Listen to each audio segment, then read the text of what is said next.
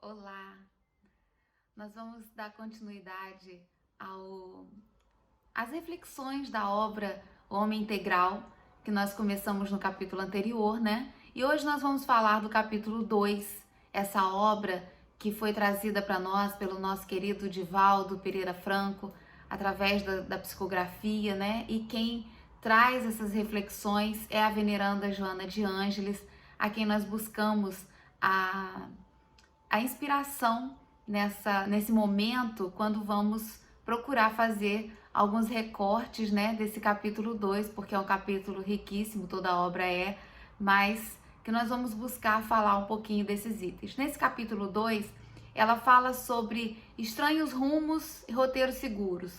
É a descrição do capítulo, o título do capítulo. E dentro dessa abordagem, 4 subitens serão tratados, né? Que exatamente o homens aparência que ela diz, né? Fobia social, o ódio e o suicídio e mitos. E procurando então falar um pouquinho de cada um deles, mas sugerindo sempre a leitura da obra, porque há uma riqueza e uma profundidade muito grande. Lembrando que os nossos comentários, né, eles não são à luz da psicologia, né, porque eu não sou formada na área. Esses comentários é à luz sempre do usuário que a obra se destina, a obra para ser usada. Então eu me identifico como sendo uma usuária, mas daquela que ainda usa pouco, poderia usar muito mais essa bagagem tão profunda de reflexões.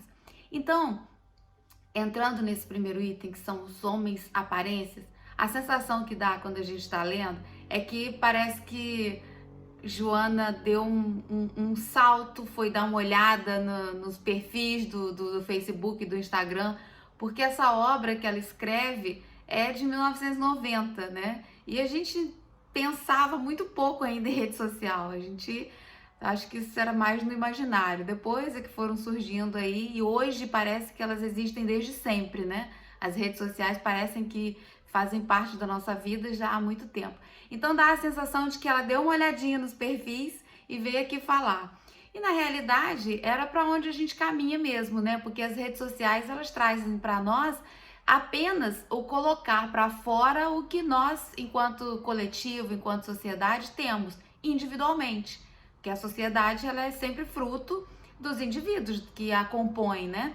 Então, nesse cenário, né, onde ela discute, fala pra gente sobre homens aparência, nós vamos perceber muito que na forma como nós nos expressamos nas redes sociais, em que condição nós estamos, em que faixa, em que momento nós estamos. Por quê? Porque o homem aparência é aquele que busca aparentar mais do que ele é ou do que ele tem, do que ele sabe. E isso traz, com certeza, muitos conflitos internos que querem ser passados por filtros de felicidade, muitas das vezes, né?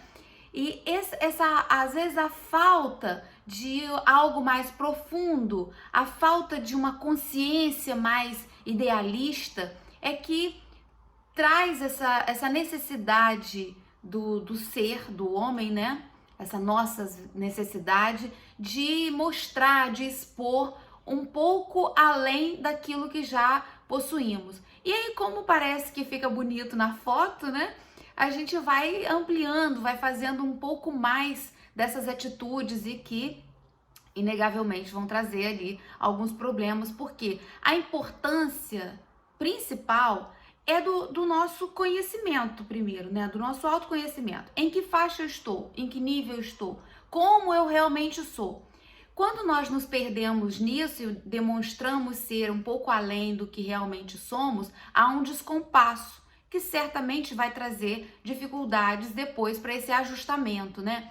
É importante nortear a nossa vida na questão 919 do Livro dos Espíritos, né? Que Santo Agostinho traz para a gente uma receita maravilhosa de como é que nós devemos nos portar para esse autoconhecimento, né? E Sócrates lembra para a gente já há muito tempo, apesar dessa frase não ser dele, estava escrito, né? Já estava escrito na entrada do oráculo de Delfos, né? O conheça-te a ti mesmo. Mas foi tão bem falado por Sócrates e é tão bem trazido por Santo Agostinho que parece até que essa frase surgiu ali. Mas já é o norte da necessidade de um conhecimento profundo de nós mesmos para que a gente consiga lidar melhor com as questões exteriores, as questões sociais, né? E às vezes quando a gente fala assim, mas essa aparência, redes sociais, parece sempre que a gente está falando de outras pessoas, mas nós estamos falando de nós espíritas, inclusive. Muitas das vezes nos perdemos nesse jogo de aparência, porque como a gente já aprendeu como a gente deve se portar, e a gente ainda não consegue fazer isso, porque senão nós seríamos já espíritos puros, nós muitas das vezes mostramos que somos o que nós ainda não adquirimos, né? E às vezes a gente até acredita naquilo ali, o que vai trazer ali problemas maiores no momento quando nós tivermos que enfrentar-nos. E esses momentos de enfrentamento, invariavelmente, surgem através dos problemas, né? Quando acontece um problema de saúde, quando acontece um desafio maior, ou o que se chama de perdas, né? Que são as mudanças em que a gente precisa enfrentar. Então, muitas das vezes, nós vamos, pelo choque dos acontecimentos, pelas necessidades daquele enfrentamento, descobrir em que ponto nós estamos.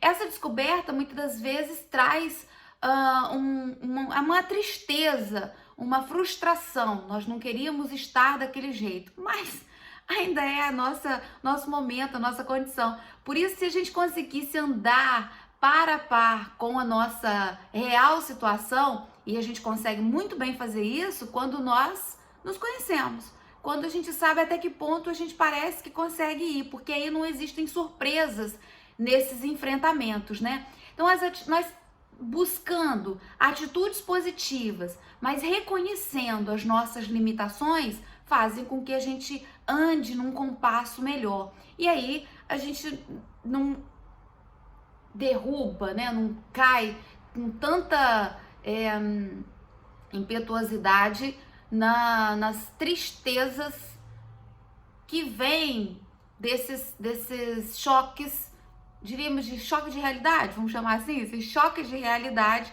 quando acontecem aí as dificuldades, né? Então, o homem que busca conhecer-se vai se libertando um tanto mais. Aquele que se sente bem, que acredita nessa aparência de já ser um pouco melhor, ou de ser tão bonito, tão receptivo ali nas redes sociais, tão inteligente, tão culto, né? Ele se abraça com essa ideia, e aí, não raro, nos momentos de enfrentamento, pode ser que surjam as tristezas que podem levar à depressão, que podem trazer, às vezes, expressões violentas, porque nós, em algum momento, vamos ter que encontrar. Nós vamos ter que entrar em choque com isso para o nosso crescimento, para a nossa melhora sempre, né? Então, entendendo que do homem aparência, quando ele mergulha nesse status de aparentar ser um tanto mais do que é, e por não conviver muito bem com a realidade, podem surgir certas fobias. E as fobias são os medos, né? Os medos muito intensos. É quando o ser busca fugir a esse convívio social que todos nós nascemos para ter. A gente já nasce no núcleo familiar, né? Às vezes são famílias maiores, menores, grupos de amigos, mas nós já nascemos num grupo social. Essa dificuldade de conseguir, às vezes, se conscientizar do seu papel, do seu lugar, do seu momento, fazem com que muitos seres, às vezes, fujam disso. E nesse bloqueio, à medida que ele vai fugindo desse enfrentamento, e esse enfrentamento que eu digo é porque tem hora que são coisas alegres, agradáveis, tem hora que são momentos de desafio, são momentos ruins, são brigas, e nós, se não o enfrentarmos, buscando uma fuga, vai dando aquele receio desses enfrentamentos, né? Dessa refrega. E nós vamos fugindo, até que há estabelecido aí esse pavor de qualquer coisa que seja em grupo. São as fobias sociais. E elas se caracterizam e se identificam não por aqueles transtornos já tão ostensivos, né? Às vezes quando a gente fala assim, parece que a pessoa já tá trancada dentro do quarto, não sai nunca mais. Não. Mas elas começam a se manifestar quando eu tenho, por exemplo, medo de fazer uma leitura em público, medo de me expressar, porque pode ser que alguém não concorde. Esse conjunto de situações é que podem, muitas das vezes, levar o ser que vai caminhando dessa maneira a se fechar. Depois que ele já está fechado, aí já é um outro passo, né? Ele já está num processo mais crônico, diríamos assim, que é quando se retrai de fato, é quando fica muito isolado, escondido, não quer realmente falar com ninguém. E muitas das vezes usa a rede social para isso, para colocar para fora aquilo que ele não consegue viver. Olha como nós somos, né? Nós nascemos para fazer uma trajetória. Se a gente entra em descaminhos, mas nós somos arrastados para isso, porque é o que tem dentro de nós. Deus nos criou assim, para sermos gregários e para evolução. Então, muitas vezes os seres fogem a esse convívio social, mas utiliza as próprias redes para ser aquela pessoa que ele gostaria de ser, para extravasar às vezes as suas revoltas, as suas dores. A gente tem aí, infelizmente, muito disso, né? Que é fruto dessas frustrações muitas das vezes. Então, o medo do atrito, tem uma historinha boa, eu gosto às vezes de umas historinhas, que conta que as pedras dos rios, né, elas nesse processo de rolar com a correnteza, elas vão se atritando, e às vezes quando chega mais ao final, quando o leito é mais manso, mais suave, passaram já as corredeiras, essas pedras já estão totalmente lisas, de tanto que elas se esfregaram, né? Mas a pedra que ficou com medo desses encontros, desses choques, né? E que traz esse burilamento, ela foi para a margem, correu para a margem porque ela não queria se chocar, né? Então ela buscou se proteger na margem do rio. E ela continuou com as suas arestas. E qualquer coisa espetava, e que trouxe para ela um momento de muita infelicidade. Até que ela resolveu jogar-se novamente ali nas corredeiras e nos atritos. Quando chegou ao final dessas corredeiras, ela já estava lisinha como as outras companheiras.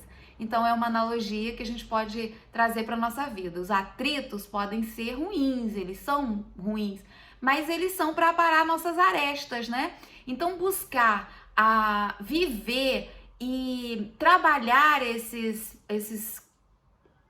desgastes, esses conflitos, essas tristezas, esses dissabores, essas chamadas decepções, né? Vai fazendo com que a gente se torne melhor, mais liberto. E é para lá que a gente deve seguir. Porque a contrapartida disso, vai gerando dentro do ser os ódios, os ressentimentos, né? O ódio muitas das vezes é aquele expressado, externado. E como nós somos fruto dos conflitos, e eu falava isso no capítulo anterior, conflitos maiores, conflitos bélicos, nós somos frutos desses conflitos, mas não porque a gente herda na história, mas porque a gente reencarnou ao longo da história. Então, muitas das vezes, nós somos protagonistas desses conflitos, ou vivemos juntos ali nesses conflitos mais ostensivos, e hoje nós somos frutos disso, né? Trazendo para nós, muitas das vezes, o quê? Nesses conflitos você tem o opressor e os oprimidos.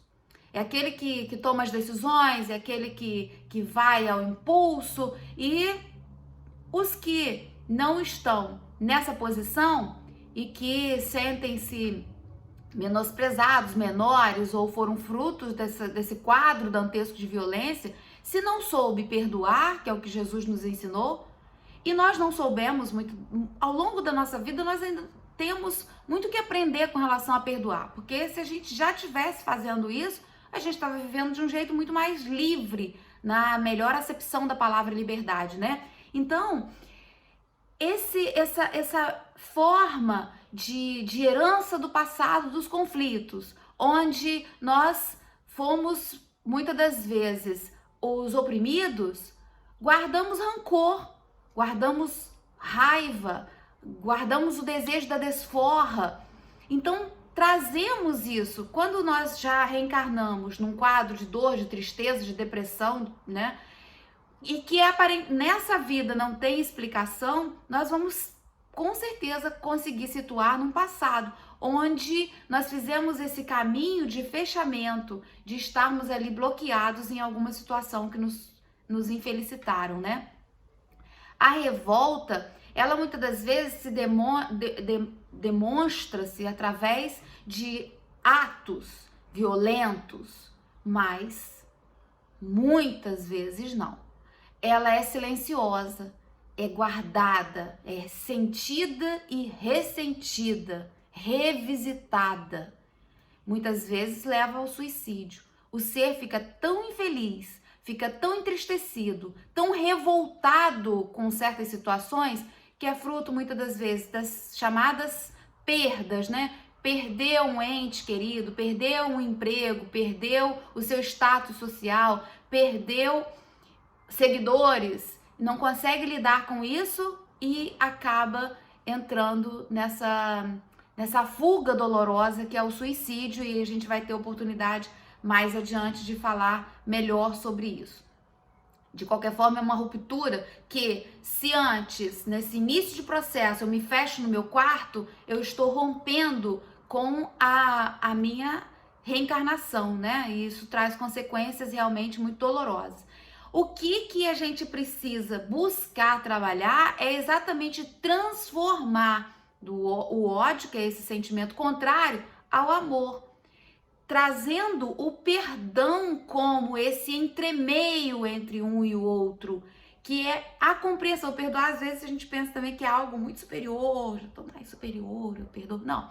O perdão, ele vem com a compreensão. Eu compreendo que o outro erra como eu também erro. Então, é mais possível lidar com esses enfrentamentos desgastantes, ruins, e que me tiram desse lodaçal, me tiram ali dessa situação dolorosa. Quando eu conservo esse sentimento ruim dentro de mim, em direção a alguém, dirijo a quem for, seja alguém mais próximo a mim que me feriu, ou seja alguém da sociedade, que representa a sociedade, né? Os representantes políticos da nossa sociedade a quem eu vou desferindo esse meu ódio. Para quem eu lanço, pode ser que acerte e pode ser que em alguma proporção mais expressiva ou menos expressiva. Só que eu preciso lembrar que quando eu resolvo jogar lama em alguém, e o ódio é essa lama, né, esse lodaçal, para fazer isso, eu primeiro tenho que entrar onde tem lama, né? Então eu já sujo os meus pés. Eu preciso apanhar essa lama, já sujei minhas mãos. Elas escorrem e eu já vou ficando todo o quê? Todo sujo desse sentimento que é nocivo para mim em primeiro momento. E quando eu lanço em outra pessoa, se eu acerto, não vai mudar a minha vida porque eu acertei. Por isso que muitas das vezes esse sentimento de vingança, quando a pessoa consegue levar adiante esses atos, não trazem ali sossego e tranquilidade. Por quê? Porque não muda a sua vida, você já está completamente cheio, completamente transbordando de infelicidade, infelicitação, de ódio. Então, quem mais sofre é quem cultiva esses sentimentos. Por isso, a gente deve procurar sempre extirpá-los, desde ali da raiz, né? Mas se a gente não conseguir ainda na raiz, vai arrancando as folhinhas, vai arrancando os galinhos, até que a gente se liberta, né? Bom, e aí, finalizando, o último item são os mitos. A nossa história ela foi contada através dos mitos, né? Porque era a necessidade nossa, a necessidade do homem de entender seu contexto, de entender o que acontecia. E como não tinha uma explicação lógica, cartesiana para isso, buscavam-se sempre nessas histórias que foram criadas, né? Exatamente para dar essa sensação de compreensão do seu momento. Então, os mitos que divergem das culturas em coisas mínimas, em nomes, né, em locais, mas que no fundo elas contam as histórias muito parecidas, porque são as explicações buscadas e encontradas, e vão situando deuses que representam o que nós temos ainda de sentimentos. Por isso, os deuses da mitologia, eles trazem a nossa nivelação ainda, né? Eles são vingativos, eles odeiam, eles têm as paixões, os desejos, né? Porque eles nos representavam naquela época e, se buscarmos fazer uma analogia, representam ainda hoje. Então, nós vamos vendo, e Joana traz, acho lindo quando ela cita o mito de Prometeu. Prometeu é aquele que é considerado quem criou a humanidade. E Prometeu trouxe para um avanço da humanidade, para que ele tivesse mais independência, o fogo. Ele roubou de Zeus o fogo e trouxe para a humanidade. Zeus ficou aborrecidíssimo com isso, né? E resolveu castigá-lo, porque ele não podia fazer isso. E esse castigo foi muito grande. Prendeu numa rocha e todos os dias uma águia ia para comer o seu fígado. E à noite o fígado regenerava, para que no dia seguinte isso acontecesse, até que Hércules consegue libertá-lo. Enfim, aí já é outra história. Mas o que traz para nós esse mito, essa citação, né? Essa busca desse entendimento? Que Zeus, que representa a figura máxima ali dos deuses do Olimpo, ele traz ódio e vingança dentro dele. E como nós ainda não nos libertamos, parece que a gente é o quê? É fruto das opressões dos deuses. Nós somos frutos dos que resolvem por nós e nós não temos chance, e por isso guardamos às vezes aquele sentimento de raiva e de revolta. Eu falei pensamento cartesiano porque é exatamente a partir de Descartes, né, quando a gente começa a ter mais uma compreensão do conhecimento, parecia que os mitos iam ganhar o lugar deles, né, que era dessas histórias criadas e contadas para a compreensão daquela época. Acontece que o nosso progresso, ele é muito curioso, porque a gente vai fazendo de modo que parece que quando vai dar aquele salto, nós agarrados ainda nas nossas dificuldades, a gente busca de volta algo que a gente já poderia estar livre. E nós vamos ver isso exatamente quando surgem os heróis da nossa atualidade. E como não são os deuses do Olimpo, criou-se ali heróis para todos os lados, né? Os poderes extra-humanos, onde essas pessoas que são mais poderosas vão vir nos socorrer e nos salvar. E é curioso que quando surgiram eram os heróis, era a Liga dos Heróis, os super-heróis, mas a releitura atual são dos Vingadores. Então, é a busca ainda de alguém que possa vir nos salvar, tirar-nos da vida que nós levamos, tirar-nos das condições de dificuldades que nós temos e, dar um salto para nós. Os heróis fazem isso. E como muitas das vezes nós não somos os heróis, a gente se fecha, se ressente, se tranca. Mas isso é um período, isso é uma fase, isso é uma faixa, porque nós somos fadados para o crescimento. Então, o que vai acontecer? Fatalmente, nós vamos aprender ao longo do sofrimento, muitas das vezes, porque são os choques, né? Mas nós vamos aprender a disciplina que nos liberta. E muitas das vezes nós não queremos ser disciplinados, a gente quer, na revolta, fazer certas conquistas que não vamos conseguir. Mas a disciplina, esse controle de nós mesmos, o respeito respeito por nós mesmos, porque se nós pautarmos nossa vida no respeito a nós mesmos, a gente se livra de muita coisa da aparência, por exemplo, do homem aparência, por respeito a quem somos, né? Então nós vamos aprender a respeitar a nós mesmos, respeitar os outros, independente do que os outros façam. Às vezes a gente justifica as nossas atitudes não, determinada regra, né? Não pode fazer isso. Ah, mas o outro também tá fazendo. Então, isso me libera para fazer. Não, isso não te libera para fazer. Só faz com que você esteja tão equivocado quanto o outro que tá fazendo. Então, a busca pelo respeito, pelo crescimento, e nós, por mais que a gente queira demorar, nós estamos fadados a isso, a esse crescimento, né? Que a gente possa aproveitar essas reflexões para alavancar o nosso crescimento, para alavancar a nossa vida, porque com certeza a gente vai ser livre e feliz mais cedo. Então, meus queridos irmãos, que nós possamos nos encontrar no próximo capítulo, mas que a gente aproveite bastante esse intervalo num dever de casa de refletir sobre em que ponto nós estamos e o que nós precisamos imediatamente fazer para melhorar a nossa volta, o nosso ninho familiar, a nossa vida interna, né? Um grande abraço para todos e até o nosso próximo encontro.